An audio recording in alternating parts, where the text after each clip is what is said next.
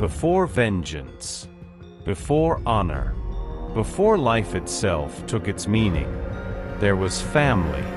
This is Yone, the Brotherhood of Blades.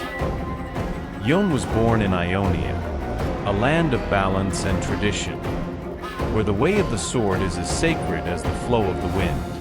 And from the moment he could hold a blade, Yone was destined to walk a path few could follow. Yone was the elder brother of Yasuo, a prodigy like him but more cautious, more thoughtful, where Yasuo wielded the wind as an extension of his body. Yone mastered the discipline of restraint, precision, and honor. Together, they trained under the same masters, shared the same hearth, and dreamt of protecting Ionia from chaos. And for a time, they were inseparable. The siege of Ionia. But destiny is never kind to those who stand in the path of war. When Noxus invaded, the homeland of the brothers was threatened. Villages burned, temples desecrated, and the very heart of Ionia was torn apart. Yone fought alongside his people, leading with wisdom and strength. But in the chaos, tragedy struck. The accusation. A powerful sorcerer, accused of murder and treason, became the focus of a brutal hunt. Yasuo, young and headstrong, believed he was chasing the truth. Yone, with the weight of responsibility, pursued the same target. In the confusion, betrayal unfolded. Yone's life would be taken by the very hands of fate, and yet not in the way mortals understand death. Death and the Azakana. Yone was killed. But death in Ionia is not always final.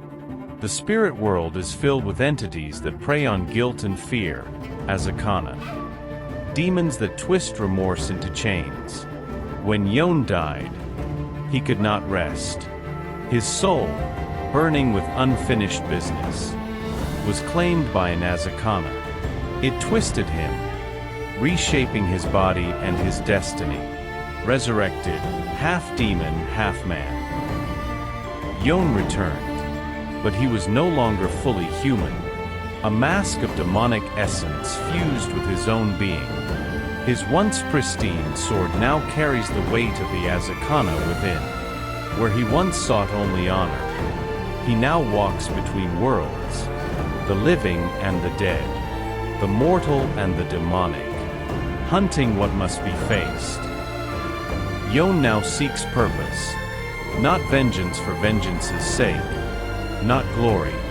He hunts the Azakana that plague the world, confronting demons both external and internal. But the greatest demon is always himself, the rage he carries, the guilt for Yasuo, the burden of failing to protect those he loved, the bond of brotherhood. Even in death and rebirth, Yone does not abandon his past. He seeks Yasuo, not to punish, but to reconcile. The two brothers are mirrors of one another, one brash and impulsive, the other disciplined and burdened. Together, they embody the duality of the human spirit, wind and steel, impulse and restraint, guilt and forgiveness, the curse of honor. Yone's journey is endless.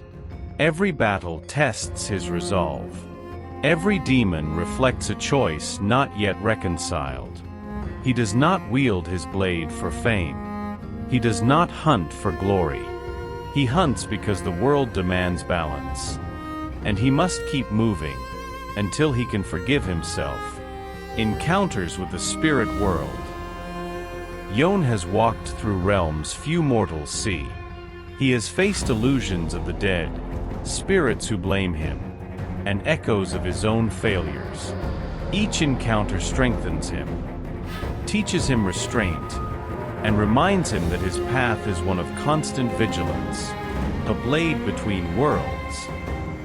The Azakana within him whispers. It hungers, it tempts, it challenges his resolve. Yone has learned not to fight it outright, to live with it, to master it, to bend it into service rather than destruction.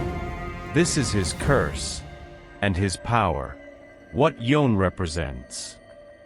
Yone is not a simple hero.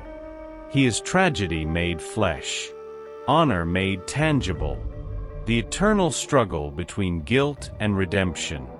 He reminds us that strength without reflection leads to ruin, that vengeance without understanding destroys the self, and that even when broken, a warrior can still rise. The eternal path. Yone walks Ionia's mountains, forests, and battlefields, where demons linger. He strikes. Where the innocent are threatened, he shields. Where his brother wanders lost, he follows. He does not stop. He does not rest. Because his path is not his alone, it belongs to all who cannot defend themselves, and to all who have been lost to tragedy. Conclusion: the sword of redemption. When the wind howls through Ionia, when the spirits stir in the night, when the guilt of the past whispers in forgotten corners, know this: Yone is walking. His blade is ready, and his heart is still bound by honor. He is the bridge between worlds, the sword between life and death, the brother who seeks both redemption and purpose. Yone, forever vigilant, forever haunted, forever seeking the path to peace.